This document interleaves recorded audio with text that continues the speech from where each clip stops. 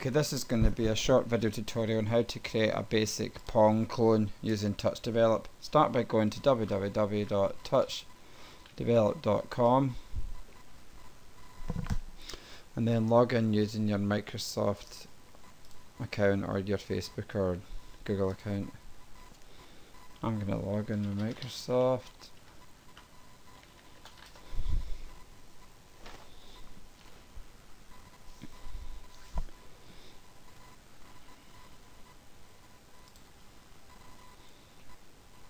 Just wait till your script sync, as you can see that up there. And we're going to start by creating script. And we're going to take a physics game starter, a boilerplate code to create a physics game. Basically a blank template for making a game. And we're going to call this Pong clone. Okay. First thing we're actually going to do is turn gravity off, because gravity doesn't really work in Pong, so no gravity.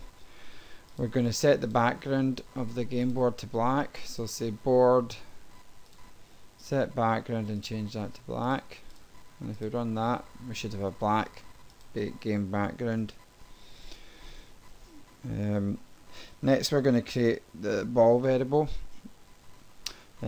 When you're coding you should use comments, so I'm going to do a few comments as I create this game.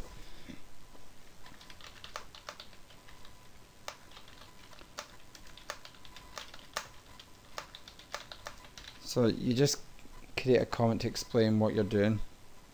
It does nothing in the game, it just explains to somebody else that comes along when they read your code what your code does. And it's very useful for other people looking at your code. Sometimes useful for yourself as well if you're coming back to later. So let's create a variable. And we're going to create a board sprite. So we're going to go into board, we're going to go to create ellipse. We're not going to use pictures in this one, although later on I'll ask you to add pictures, but we're going to just create an ellipse, and we'll leave it as 20 by 20, which makes a small circle in the middle of the screen, as you see. Let's rename that sprite though to ball, and let's set it to global. Promote to data to set it to global so that we can use it throughout the rest of the game. Let's also set the ball position. It might seem unnecessary since the ball starts in the middle, but we need to respawn the ball as the game goes on, so let's do the code now that will put it back in the middle, which is setting the x axis to board width divided by 2 and the y axis to board height divided by 2 to put it right in the middle. Run that, still in the middle. Okay, and lastly we're going to give it a random speed, so ball set speed, and we're going to give it a speed in the x-axis of at least 100 plus math random another 100. So we've really got between 100 and 200. Random actually gives you 0 to 99, so if you really want to make it 100 up to 200, we really should make it 101 there, because that will now give us up between 0 and 100. And we've already got 100 set there. And for this axis we're going to do the same thing, but we're going to do 50 plus math random and round about another 100 random added on to the 50. If we run that now, we've got random speeds going to in that direction. Slightly different as you saw there. There is other ways to do this, but this is a way that makes sure that we don't get 0 speed on the x or the y axis. So we set a speed that can't be 0. We don't want the ball getting a 0 x speed or a 0 y speed, because then it'll go either straight up and down or straight left and right, which is no good for Pong. So what I can do now is I can do if math random 2 equals 1, which random 2 always gives us 0 or 1, so that's basically a 50-50 choice here, a 50-50 chance. And if it comes up with a 1, we're going to set the ball speed on the x and we're going to set it to minus the existing ball speed on the x. Okay, so half, well not half the time, but randomly we're going to set this negative, the speed we generate here, and we'll do exactly the same thing for the y-axis. So I'm going to copy and paste that bit and just change that from set speed x to set speed y, and it's the y speed we need to set, we need to change. So speed y. Okay, if we run that now, each time we run it, it should go a different direction altogether. There you go. Next thing that we want to do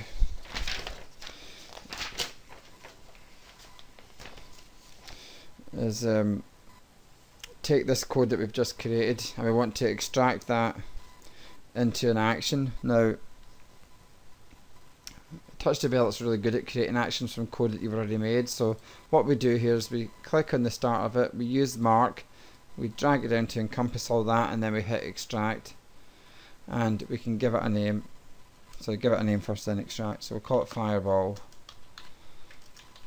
and we hit extract, and it calls it automatically. And if you go into the code, into that action, the code is in there now as a separate action, which makes the code neater as well, and still works exactly the same if you run that.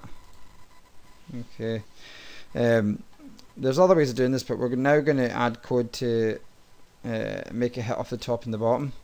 This is going to be in game loop, which is the bit of code that runs continuously as the game runs. So again, you could do comments as you go along. I'm not maybe going to do all the comments, but I'll do some examples. Okay, and what we're going to say is if the ball on the y minus the ball height divided by 2. The reason we do that is because we're trying to get here the top of the ball to see if the top of the ball has hit the top of the game board. The y is the middle of the ball on the y-axis, so taking away half of the height brings it up to the top of the ball, and if it's less than or equal to 0, which makes sure it doesn't go out, we're going to set the ball speed in the y to be math absolute. Now math absolute takes any number and makes it positive. If the number's positive, it stays positive. If the number's negative, it becomes positive. And the reason I'm doing that is to avoid glitches where the ball jumps through the top and then kind of bounces back and forward, reversing direction constantly. So we're going to set the speed to the absolute of the existing speed. The ball speed at this point will most likely be negative, so by setting it positive we should be reversing it.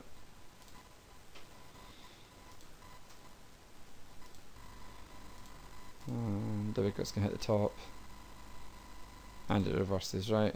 Almost the same thing for the other side, so let's just copy and paste,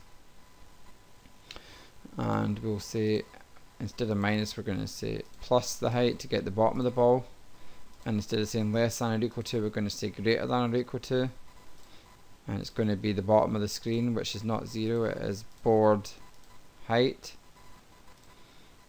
And if that happens, we also set the absolute, but we make it negative, which basically makes the speed positive and then makes it negative to force it to be negative, to force it to go back up the way. As you can see, that's succeeded. So now we have collisions for the top and bottom. The other thing we want to do is check for it going out each side of the screen. So if we say if ball, this time on the x-axis, if ball x plus ball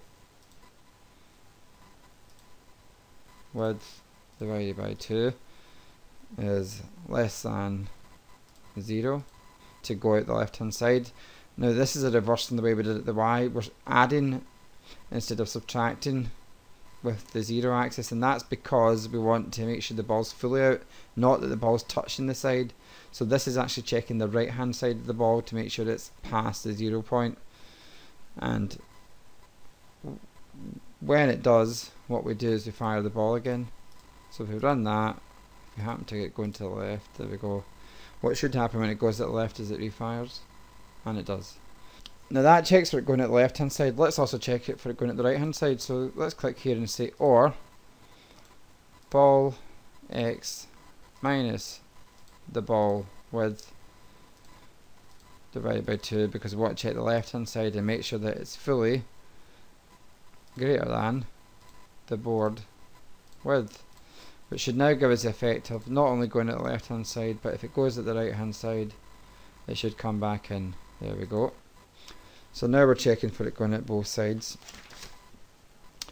Now let's add the bats in. So let's go back to main and declare a variable, and we're going to use the game board, and we're going to create a rectangle for the bats. We're going to set the width to be quite narrow to 10 pixels and the the height to be 100, and we'll rename that to bat1 and promote it to data. And then we'll go ahead and set that bat up. So we'll say bat1 set position, and we want to set the position to 80 in from this side. And the reason I'm bringing it in a bit is so that you can put your finger on it if you're using a tablet or phone, so you can kind of put your finger behind it to move it up and down without covering up the bat. And then we're going to say board height divided by 2 to put it in the middle on the y-axis, so it's going to be in from the left and there. Now that was meant to be 100, not 1000. So try that again, and there we go, it's in a wee bit, but it's in the middle on the y-axis. The original Pong was black and white, but I'm going to be a bit radical, and I'm going to say bat1 set color, and we're going to set it to red.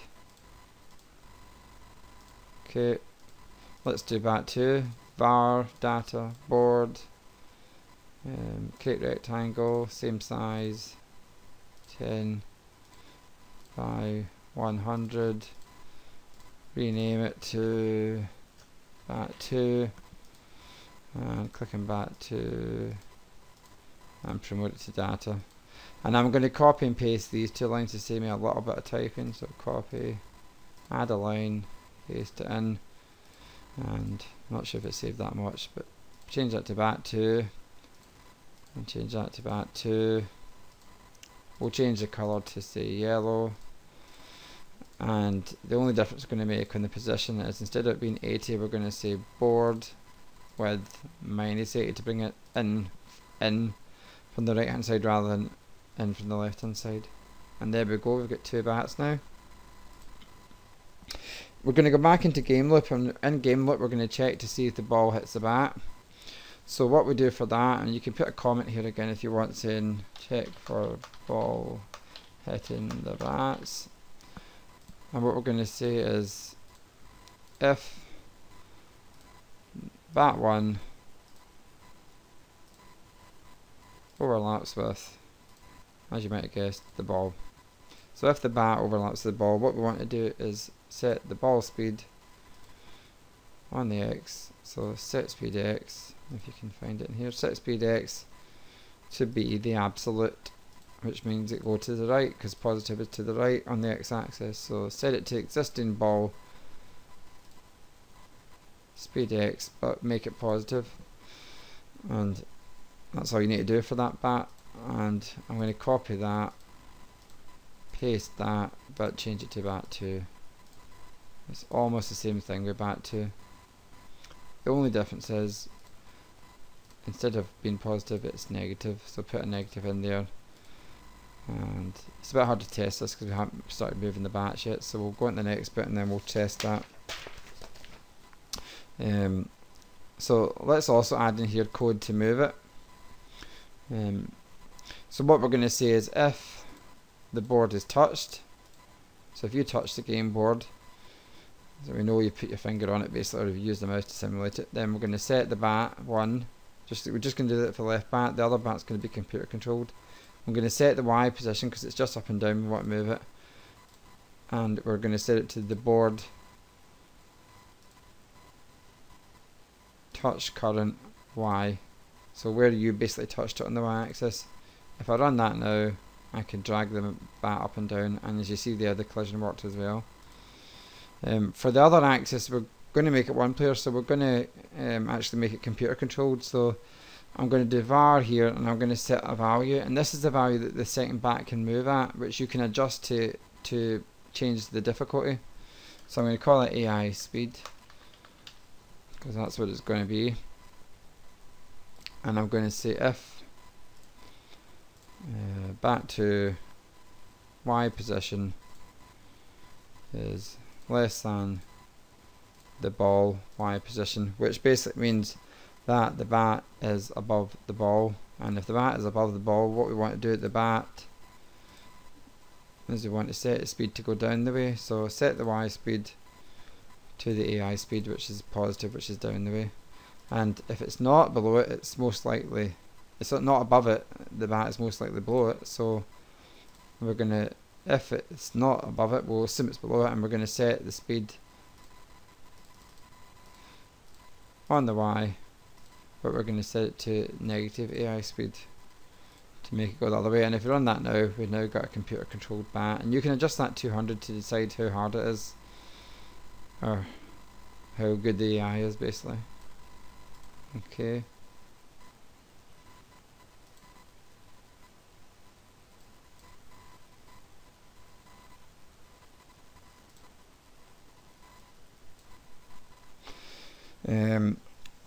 To make it a bit more interesting though, let's increase the speed of the ball, so it's getting a bit boring. So use plus and use it, bring it in here, and we'll say var 1.001, and we're going to rename this to x to acceleration.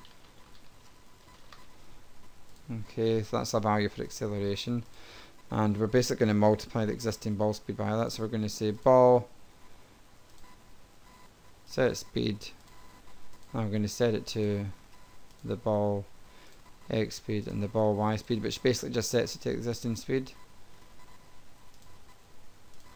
and then we're going to multiply each of them by acceleration, each axis by acceleration, which will speed the ball up. If I run that again now, the ball will gradually, very gradually speed up, so it makes the game a little bit more interesting.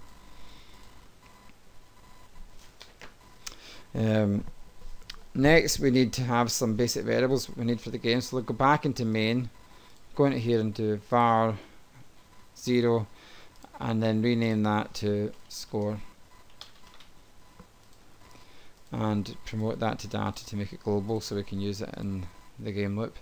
Do var again there, set it to 3, and then rename that variable to lives, and again click back on it and promote it to data. Let's also set up some text sprites for the scoreboard and to display the lives. So var board create text, and we'll leave most of the values the same, but we'll change the width to make it slightly wider. We'll make it 200 there, and we will rename that to scoreboard and promote that to data. And let's also create one for the lives, so var board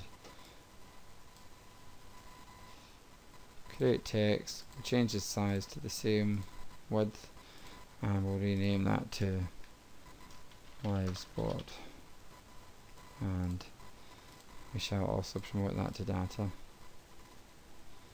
And then let's set the positions of both of them, so scoreboard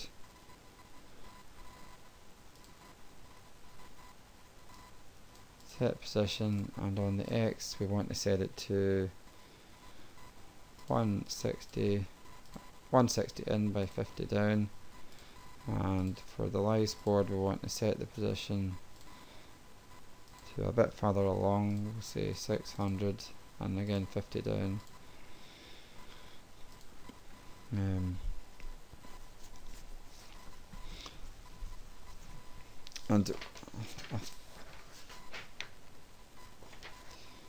And a thing you also need to do now is go into the game loop, and probably just at the top before the game's board's updated is update the scoreboard. So say scoreboard and set the text of the scoreboard delete those quotes out and hit string here, and we'll say score space, which is just text saying score, and concatenate that with the data score, which is the number, and then do the same for the lives board. We'll say lives board set text and put string, and we'll say lives space concatenate with data and lives. I've run that now. We've got lives and score, as you can see, although we're not updating them yet. While we're getting near to the end here, let's create a new action for when the game ends. Alright, so we'll call this action game end, or end game even better, and we'll use the bizarre leaderboard, and we will post leaderboard score, and the score we're going to post to is our score, funnily enough, and then we're going to draw it on the screen. So we're going to say post leaderboard to the wall, and I'm going to put a wee message saying game over as well. Just do a string into game over, and we shall post that to the wall. And lastly, we're going to do time and stop. And there's a wee function we can call when the game ends. And the last bit is we're going to now assign scored and lives. We actually need to go back into game loop now and change a bit. We were checking if the ball went out either side and then refiring it, but basically now we need to know when it goes at the left, and we need to know when it goes at the right, because it does different things. So we're going to copy that existing one, I'm going to move it in and paste it, so we get two copies. Then I'm going to click onto the first if. I'm going to delete out the right hand side of the condition, including the or. Then I'm going to go to the other if, and I'm going to delete out the left hand side of the condition, including the or, which now gives us two ifs here. Sorry, this if checks the ball going out the left and fires the ball. This checks for it going out the right and fires the ball. But when it goes at the right, all we need to do is assign points. So we're going to say score equals data score plus 5. So now when it goes at the right, it not only refires the ball, it adds score.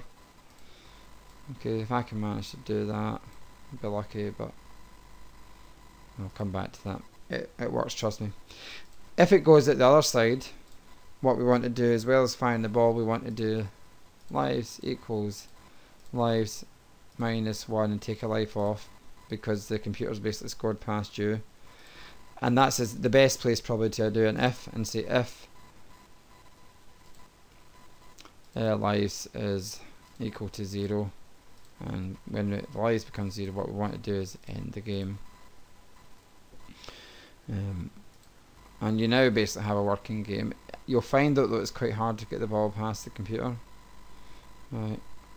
It gets a lot easier as the game gets faster. So if you can keep hitting it, eventually it will get fast enough to beat the computer. There you go, and I scored some points, and if I miss it, a life should come off. And if I let it miss it 3 times, there we go. Game over, and the score is posted. And that is pretty much a working version of Pong. However, I want to help you a little bit to make it a bit more interesting, because in the original Pong you could aim the ball by hitting with the bat at the top of the ball, hitting the ball with the top of the bottom of the bat, and you could aim it. So we're going to simulate that. So let's find the bit where it overlaps, which is here. I'm going to use a bit of Pythagoras Theorem, I think it is, which is trig, and we're going to work out from the x and y speed of the ball, which is, if you think of it like a triangle, like a vector, two-dimensional vector or a triangle, it's a right angled triangle with an x axis and a y axis, and we want the hypotenuse, which is the speed. And the way you work that out is by creating a variable, and we'll say math the square root of the ball speed on the x squared. Basically, I'm just going to say ball speed. I'm sure there's a square function, but I'm just going to say ball speed x times ball speed x.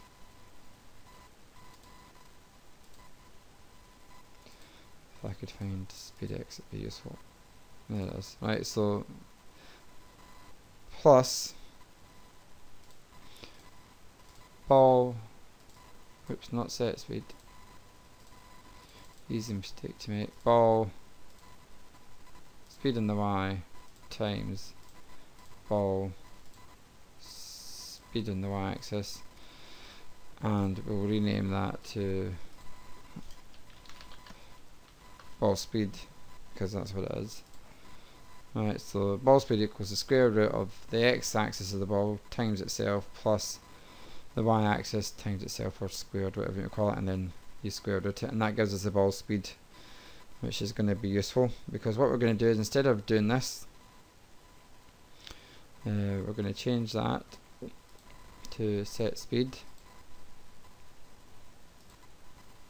I'm going to set both the x and the y-axis now. On the x it is going to be the same though. So where's set speed? Set speed.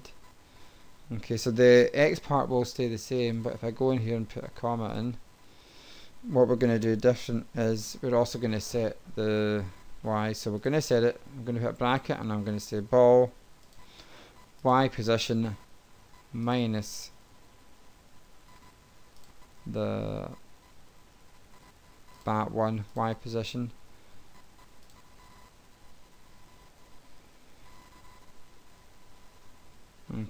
times the ball speed. And if we run that now, what should happen is, now what I've done wrong there is this does calculate the speed but it's too fast, so if we divide that by about 50 and run that again,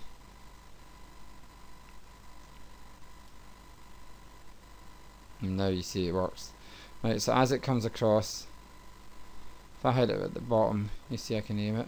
I hit it in the middle, let's try and hit the middle, there we go, hit dead in the middle, there you go, it's straightening out, you see, top it goes up, and it means I can actually aim now. Right, so I can aim the ball, which gives me a better chance of playing. To be fair, let's do the same to the computer bat as well though. So same idea is take that out and set the speed, keep the x the same, put a comma in, and we'll do the same kind of thing that we did up there. So it's the ball y minus bat2 this time y, close the bracket, and multiply that by ball speed, and we'll let the computer hit just to check, and yeah, indeed it's working.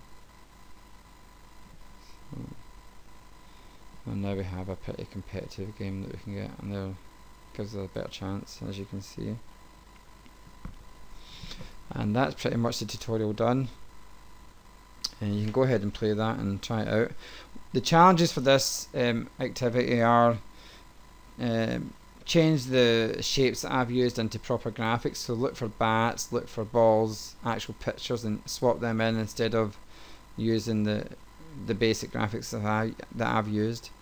Make the ball spin like we've done in the previous examples, which looks good especially when you add a proper graphic for it. Add sound effects and play a bit with all the kind of numeric values for the bat speed, the AI speed, positions even. Have some fun, and once you're happy with the game, publish the script. So I hope you enjoyed this activity 2B from my TouchDevelop curriculum.